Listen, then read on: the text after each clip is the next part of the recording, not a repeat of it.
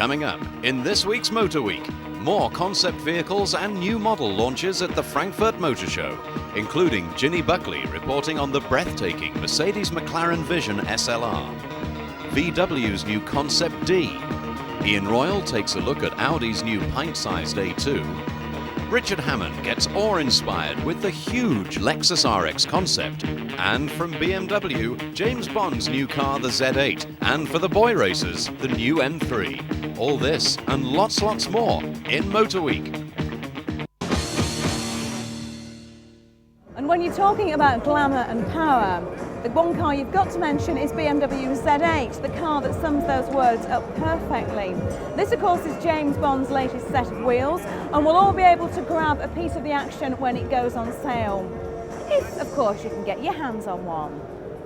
Graham, the huge song and dance that we can hear going on behind us on BMW's stand is no doubt about the Z8. It's an amazing car. When are we going to get it in Britain? Yeah, it is a brilliant car. It looks fantastic. We're going to get it probably late spring, early summer next year. It is only going to be in left-hand drive. It is a limited production run, but we're very excited about getting it and getting our hands on it and having a go behind the wheel.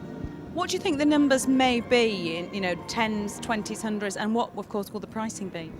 In Britain, we're looking at around 75 Z8s coming into the country. Pricing we haven't finalised, but it's a serious car and it has a serious price. It'll be approaching £100,000. You had an awful lot of interest in it so far. Are the order books full already? Is there any hope for the mere mortals?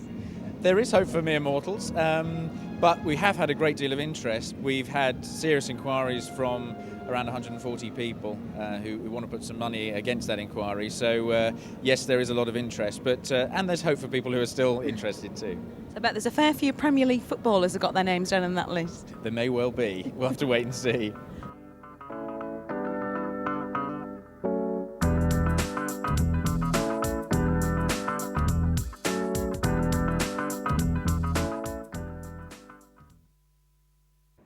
Well, this is the star of the show on the Audi stand, and that's why it's attracting so much attention. It's the new A2, a car that will rival the Mercedes A-Class, of course. This goes on sale in the summer of 2000 back in the UK. Two 1.4-litre engines power the car, and it has a really very smart design. Lots of space inside for the passengers, with split-level flooring, which allows extra space in the back, and a slightly raised rear passenger seating area. Some very clever features at the front too. You can check the water and the oil in these handy pop-out little parts there, all behind the distinctive Audi ringed badge.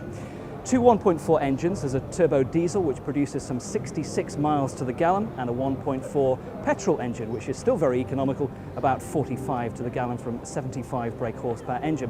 Prices, well, expect them to be competitive with the Mercedes A-Class. It's a car it's going to rival. This goes on sale in the summer of 2000. So as well as being the world's first mass-produced aluminium car, the A2 also has a class-leading drag coefficient of just 0.28.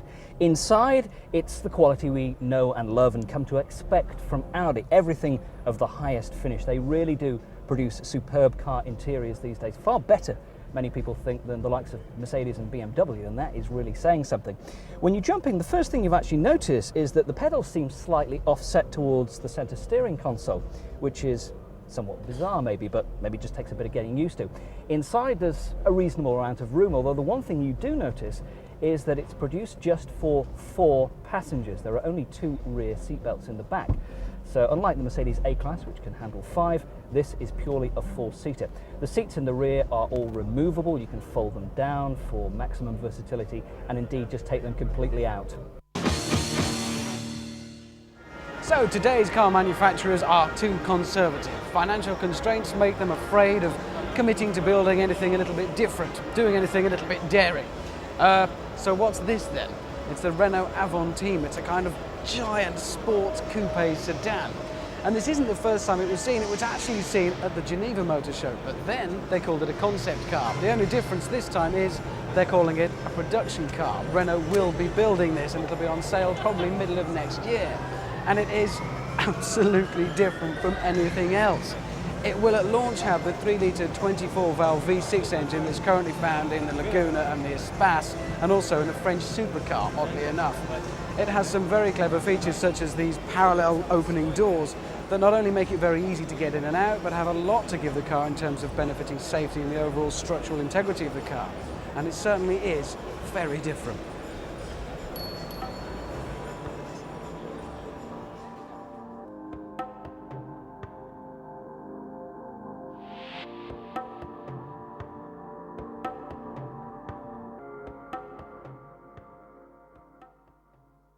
This is the Mercedes McLaren Vision SLR. It's based on the hardtop Vision SLR that was shown at the Detroit show earlier this year. The soft top is destined to be built on our shores by Mercedes Formula One partners McLaren. In fact, it could very well be the next company car for the McLaren drivers Mika Hakkinen and David Coulthard. Well, that's a nice job if, of course, you can get it. The rest of us mere mortals will have to wait between 2 and 3 years to get our hands on a set of keys.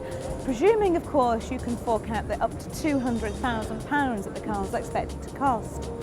Still, I suppose it gives us a couple of extra years to keep putting the numbers on the national lottery. But even then, having the money alone doesn't guarantee being able to buy one. The numbers produced are going to be so small that it's very likely that even the David Beckhams of this world will have to go straight to the back of the queue. The big attraction here isn't just the stunning looks, but the fact that this is the closest thing you'll get to a Formula One car on the public roads. The power plant produces a massive Ferrari-beating 557 brake horsepower.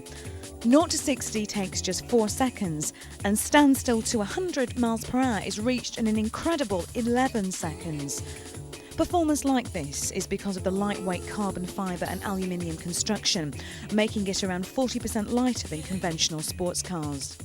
With a price tag as large as the SLRs, you'd expect quite a few extras, and you do get them. Things like an electronic braking system, ceramic brake discs, and headlamps that allow you to see round corners. You also get one of the most stunning interiors I've ever seen. You wouldn't want to sit in it, you just want to look at it. And there's also a wonderful hardtop that slides away in the style of the Mercedes SLK. Right, I'm sold. Anybody know where I can put the lottery on in Frankfurt?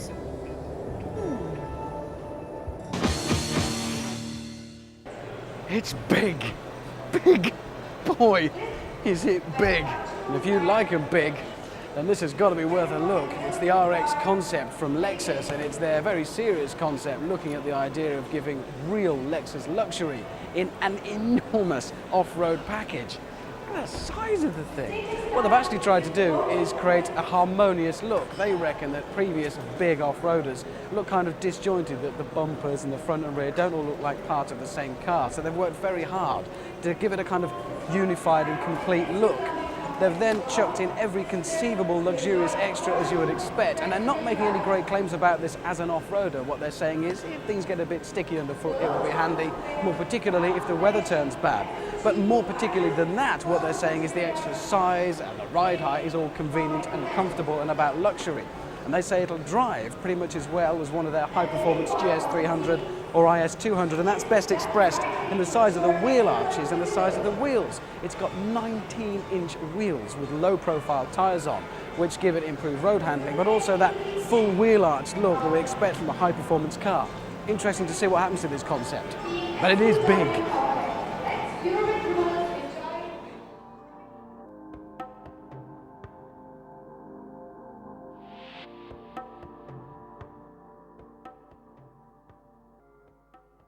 Now, keen Audi drivers will be licking their lips at the thought of getting behind the wheel of this, the new RS4. Of course, in years gone by, we had the RS2 produced in conjunction with Porsche, but now, if you want a true Audi hot performer, the RS4 is the one to go for.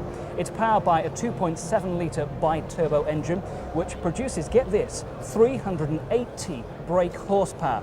The standard S4 model produces 260 brake horsepower. You're getting an extra 120 brake horsepower. The engine is being produced in conjunction with Cosworth Engineering.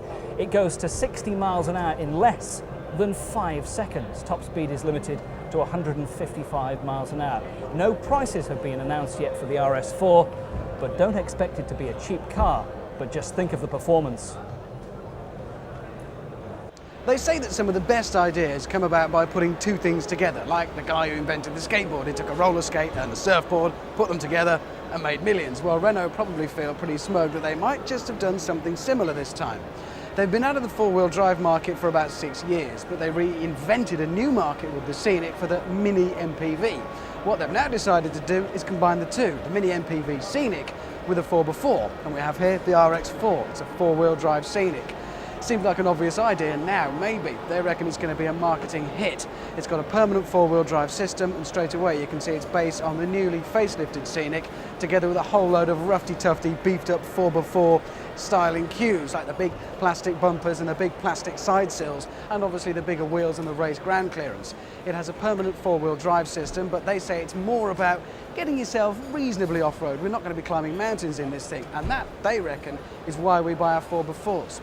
This is a market that's exploded by about 90% in 97 and 98 and is still growing thanks to there being more and more cars. Renault reckon this is going to take it by storm.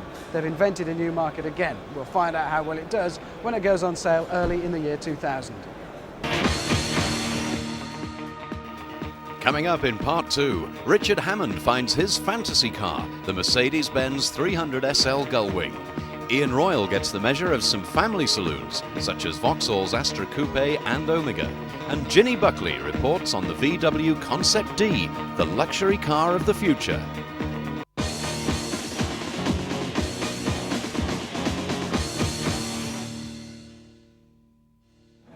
And BMW have given us another very good reason not to use public transport. It's here on the stand in Frankfurt. It is the new mighty M3. Now, an intensive 2-year development programme by the M Institute has resulted in an even more powerful third generation M. The downside is that we won't feel the direct benefit of all this extra power.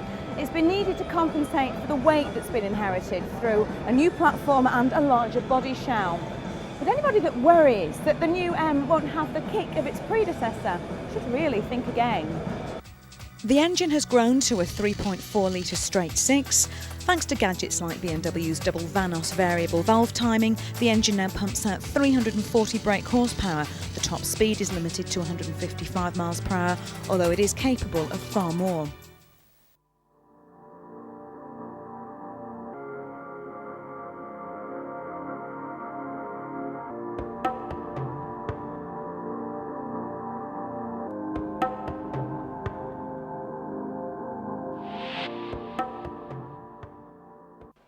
Mitsubishi is showing off this, the Advance. It's an SUW, they tell us, which stands for Smart Utility Wagon. Most of that's obvious apart from the smart. Well, that I think stands for all the technology that it represents, not only inside this concept where it is loaded with every technological gizmo you could hope for, but also because a great deal of cutting-edge technology is utilised in the design of the shape and the construction of the car. And we can see it is very, very modern. There's lots of low sill height and high roofline and big wide access doors to make it easy to get 5 adults inside. And once you're in there, safety, as is the modern mode, is given huge priority. It does have something of the Renault Avantime concept and, in fact, production car about the shape of it. Technology is the big story once again for Mitsubishi this year though, and their GDI engine that we're all familiar with now, gasoline direct injection, which offers much improved fuel economy and reduced emissions, has been tweaked. They've given it some extra additives. So now we have the GDI CVT. It's got a continuously variable transmission. To that they've added the GDI ASG. That's the automatic stop-go. When you stop at the lights, take your foot off, the engine stops, put your foot back on the throttle, it picks up.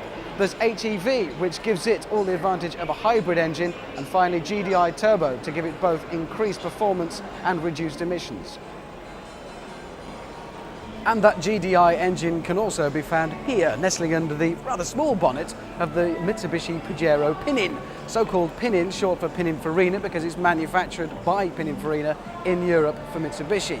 Now it goes on sale to world markets now, it's launched today, and Mitsubishi have high hopes that this little miniature off-roader is going to do very well in a very popular market sector now. But it does have the advantage, of course, of boasting a really fine heritage, linked as it is to the Shogun. You'd expect it to be serious underneath, and it is. It has a proper high and low transfer box and a very sophisticated four-wheel drive system. On sale to world markets now, it goes on sale in our market in the UK. Expect to see it from January 2000.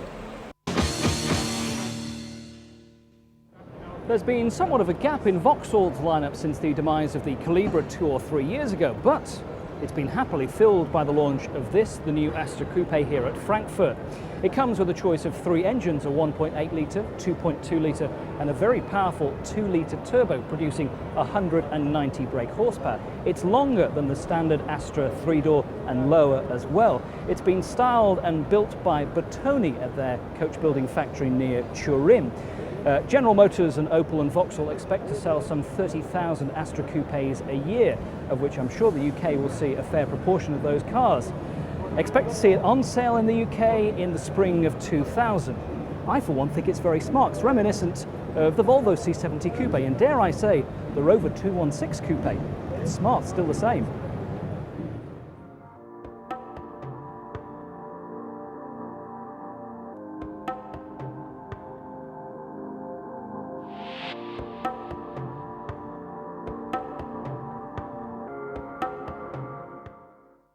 This is the C6 Lineage, a concept car from Citroen that gives a good indication of the French manufacturer's hopes for the future for beautiful luxury cars. And this elegant curved shape can be seen repeated in its smaller cousin, the C3, a car that Ken Gibson has been to France to report on. If you're over 30 years of age, or like me, considerably over 30, this vehicle here will bring a huge smile back to your face and a whole host of memories. The Citroen 2CV is undoubtedly one of the classic cult cars of the last 40 years. It's been variously described as a motorised pram, a pushchair on wheels, but whatever you think of it, it was a huge success. It was powered by a 375cc engine, if you can actually call that power. Top speed was a frightening just under 40 miles per hour. 0 to 60, well, forget about that. In case you're wondering what this trip down memory lane is all about, and whether it's simply a nostalgic ramble by an old man, there is a very important point to this piece, and I'm about to show you what it is.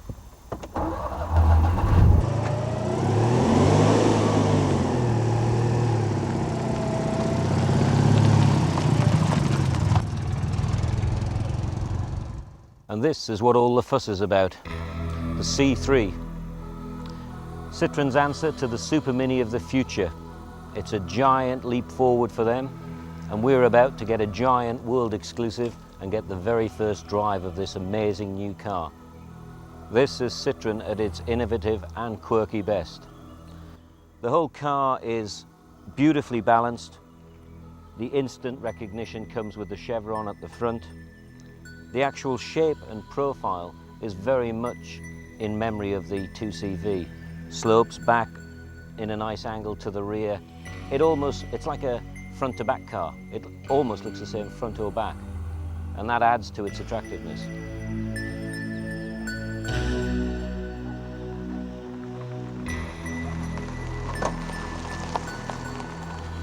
We aren't going to be doing any great speeds in this vehicle, quite simply because it's the only one in the world and is worth an awful lot of money.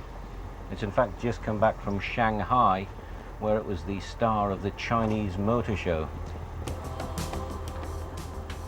When it actually goes into production, there'll be a series of engines, probably a 1.2. This has actually got a 1.6 litre engine, 5-speed gearbox, which means it's got an awful lot more potential and performance than the original 2CV. This is going to be a totally different proposition than the 2CV. There's acres of space in here. As you can see, backseat passengers have got more room than any Super Mini I've ever seen before. I love the slatted glass automatic sunroof. It's a very airy feeling, very big front windscreen. On a motorway, whereas you'd never really dream of going on it in a 2CV, this car is going to have the performance of a mid-sized family car. This is different, it's bold. What I like about it is it's Citroen going back to what it was good at, being innovative, taking a bit of a risk. I feel a bit like a little kid really. It's a great buzz driving a car that no one else has driven before. It feels so futuristic. I've looked at futuristic cars before, but because they've always been in shows, you never really felt that they were real. Whereas this, I'm out on the road, it changes gear, it goes. The Super Mini world is full of predictable, boring cars. This is totally different. It is a car that seems ahead of its time, or that perhaps we've all been waiting for. Something fresh, something different.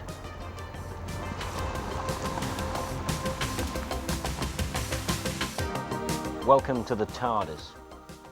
I do tend to feel as if I actually should be wearing something a little more futuristic.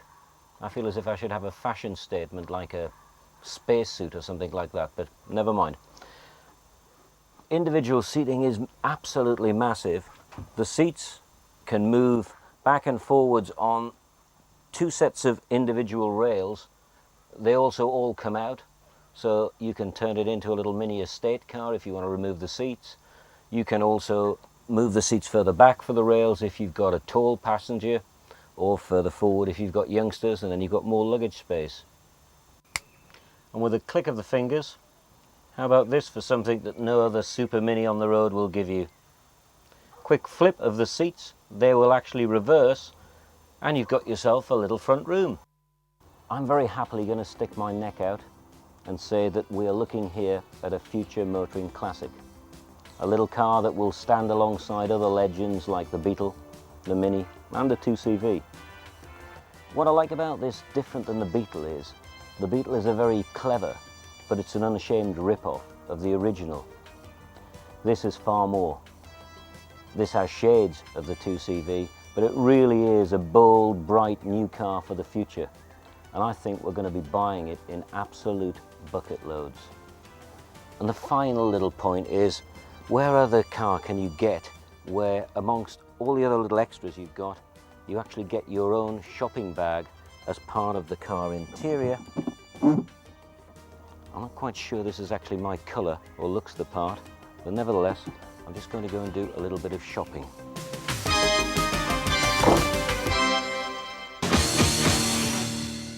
Volkswagen have just unveiled what they say is the luxury saloon of the future. It's known as Concept D. Now, at the moment, they're just saying that it's a design study, but this 4-door coupe could very well be an indication of the car that could fill the gap at the top of VW's range.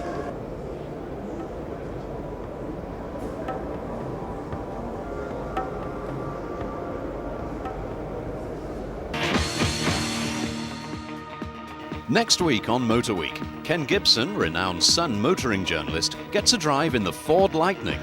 And with an eye to the future and our environment, Bev French reports on the Toyota Prius, and I report on Citroen's new common rail diesel, the HDI, as fitted to the Zara.